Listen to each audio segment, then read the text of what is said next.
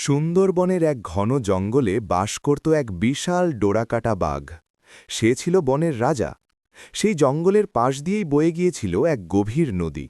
আর সেই নদীর রাজা ছিল এক বিরাট কুমির। কুমিরটার অনেক দিন ধরেই বাঘের মাংস খাওয়ার খুব শখ। কিন্তু বাঘ তো ডাঙায় থাকে, তাকে জলে নামানো সহজ নয়।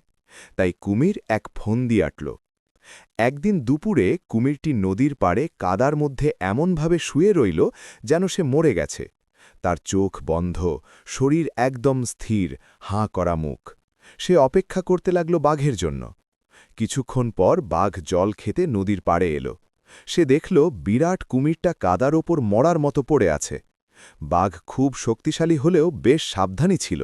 সে ভাবল, এত বড় কুমিরটা সত্যিই মরে গেছে নাকি আমাকে ধরার জন্য কোনো চালাকি করছে।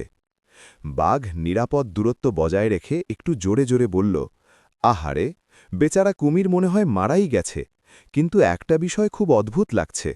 বাঘ একটু থেমে আবার বলল, আমি তো আমার দাদুর কাছে শুনেছিলাম কুমির মারা গেলে তাদের লেজটা নাকি অনবরত নড়তে থাকে, কিন্তু এই কুমিরটার লেজ তো একদম স্থির হয়ে আছে।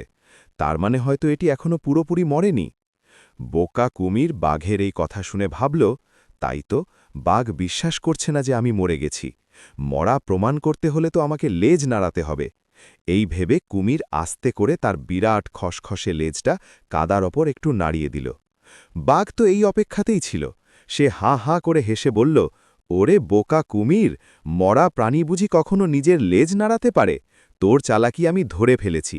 এই বলে বাঘ এক লাফে জঙ্গলের গভীরে পালিয়ে গেল। কুমির নিজের বোকামির জন্য মনের দুঃখে কাদার মধ্যেই পড়ে রইল। তার আর বাঘের মাংস খাওয়া হল না। তাহলে নীতিকথা কি শিখলেন?